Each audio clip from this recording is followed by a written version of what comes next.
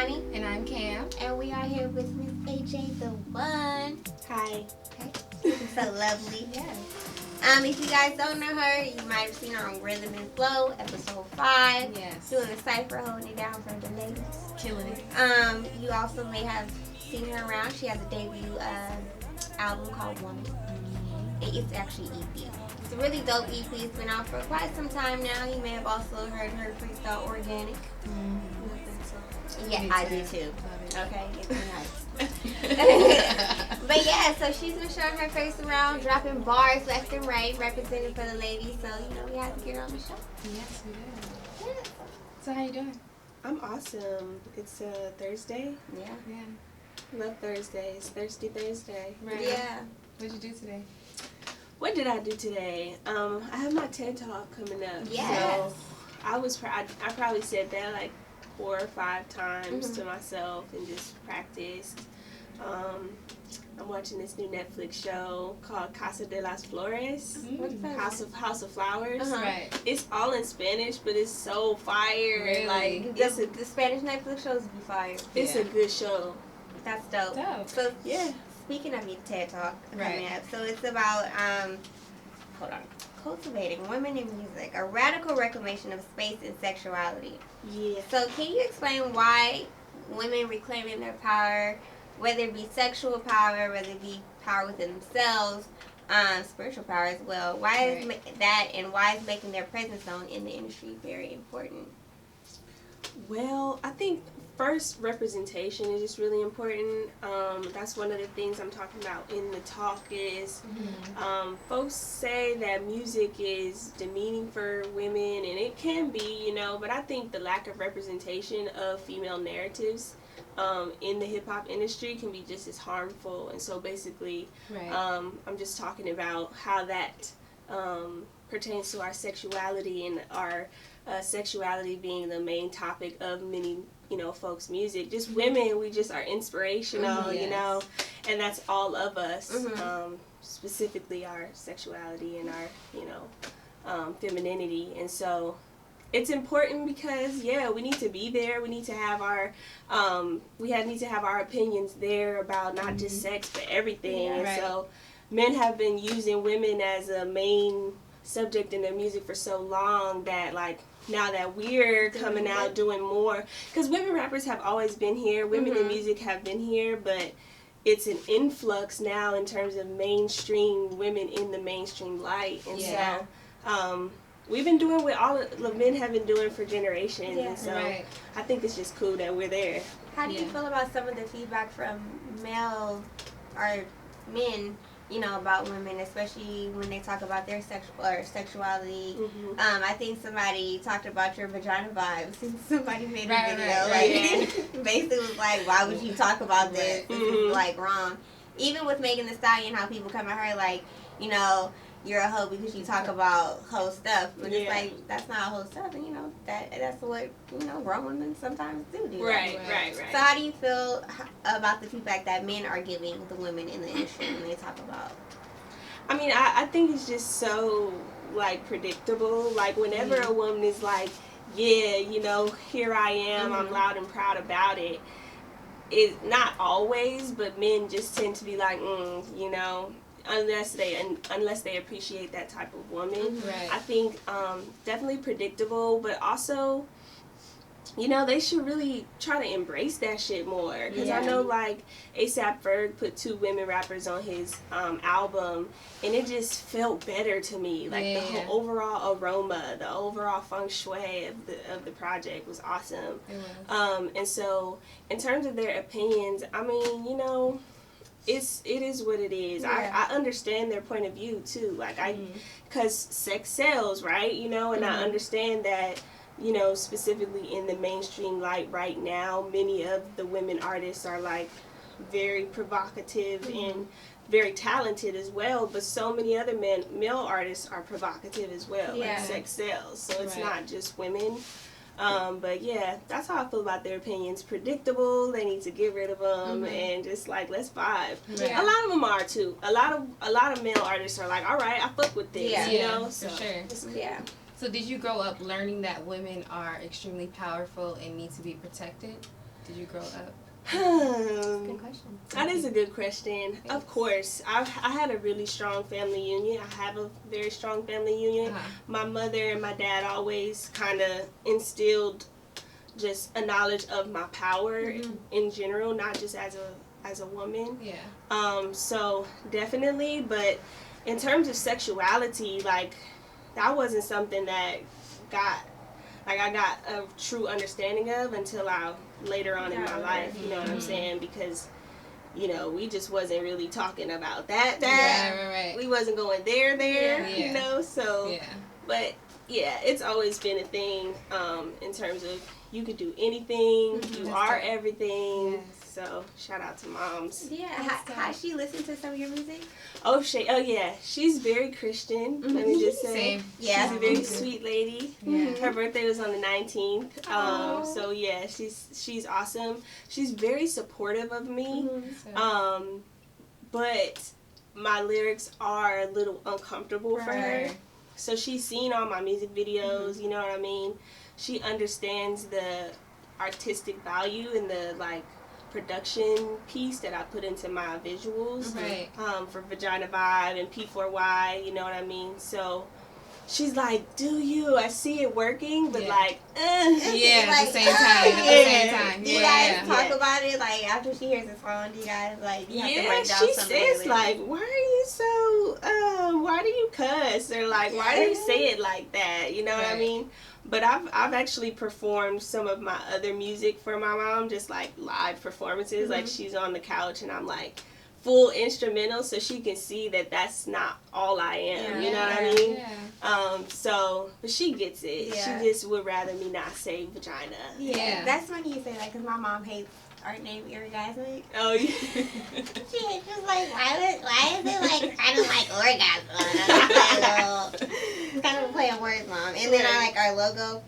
It's not this one. It's a woman. She's playing with herself, and it's music notes coming out. Oh. So she hates that. She's like, he needs it. That's disrespectful. This is that's not. I love it. It's not. It's a whole story behind it. It works. Yeah, It works. I'm trying to embrace sexuality. Hell yeah. So in the Bay, you created a radio show. Oh yeah. Called Black Voice. Yeah. So can you tell us a little bit more about that? Oh, y'all did some research? Yes. Black Voice was awesome. I started in 2016. I was going to Berkeley City College at the time. Nice. And Kat, this woman named Kat from the network, came in. We have some slots open. Anybody want a radio show? And everybody was like, I'm not trying to do that. But I was like, this is something I'm really interested in already. So I took it on. I had to have full creative direction of it. It was, and it was popping since I moved. So 4 years. I would bring, artists in. I would bring community leaders in to just talk about, topics. Anthony Williams is a really dope person, writer, journalist. He was on there. Blake Simons, he does the Hella Black podcast. I have Milo Moo on there, my friend over there, you know what I'm saying? And so topics range from police terrorism. We talked about just LGBT, queer folks, and stuff our feelings on them putting queer history in books, and the cartoons kind of being more open to queer relationships, stuff like that. Awesome conversation. So it just was dope. That's awesome. Yeah, it was fun. A lot of artists are kind of scared to get into the political world and talk about serious topics. Why is it important for you to be able to be a musician and be able to put your voice out there in the community and be a voice for the people? Yeah, that's a good question. I mean, it's just so natural to me. I just can't help it. You know what I mean?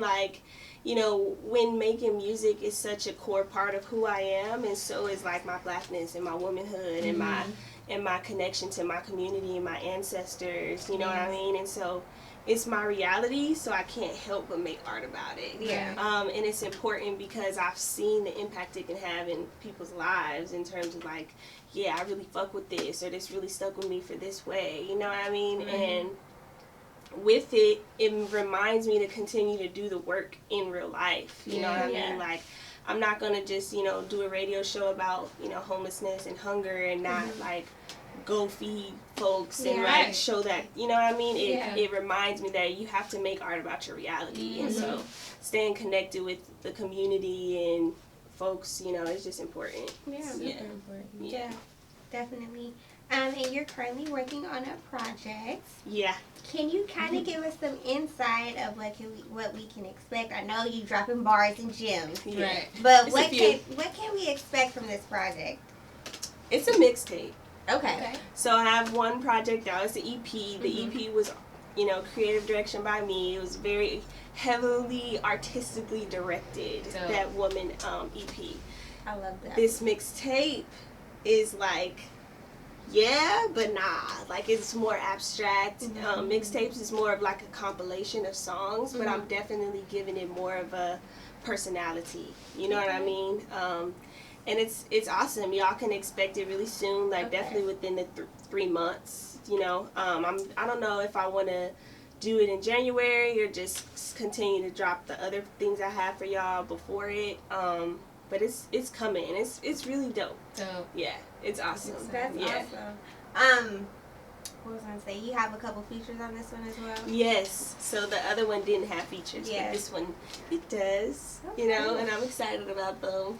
So. Okay. Well, I can't wait to hear it. Yeah. Cannot wait. Yeah. The radio show, are you going to bring it, because you live here now. Yeah. So are you going to bring it back?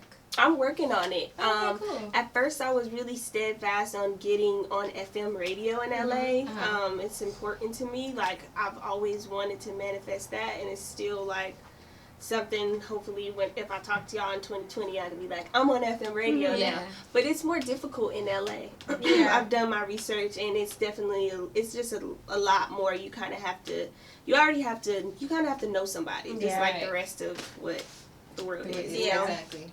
So I'm going to bring it back, but if it's not on FM radio, it would be like podcast style where, I don't know. So I don't really want to I don't want to be on camera, but I might drop it like just as audio. Yeah. That would be dope. I would love to listen to it. Yeah. I have one question for you before we get into our random question bowl. Okay. I noticed you perform sometimes with a sunflower.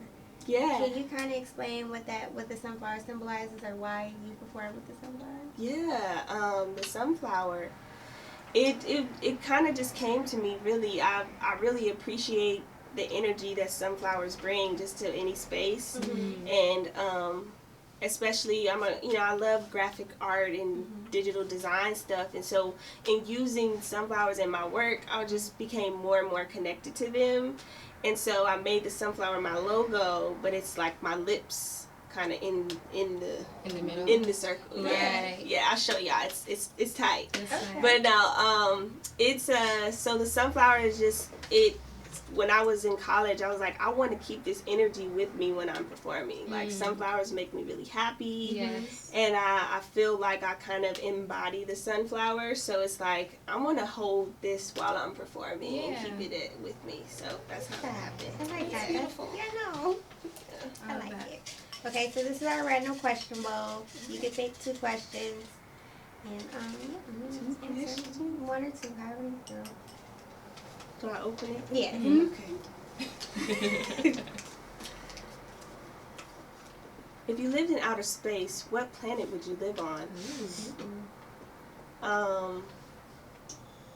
The moon. Why the moon? I am the moon at this point. You know what I'm saying? Yes. Yeah. I would say the moon. I think the moon, I have a really strong connection with the moon. And I want to be the first person to be on it, because I don't believe them. I feel like I'm trying to be the first. Okay, that's what's up. Yeah. You want to do another one? Okay. Let's take the blue one. Nice. I wrote these titles. Okay. What song do you play when you're angry? Damn, what song do I play when I'm angry?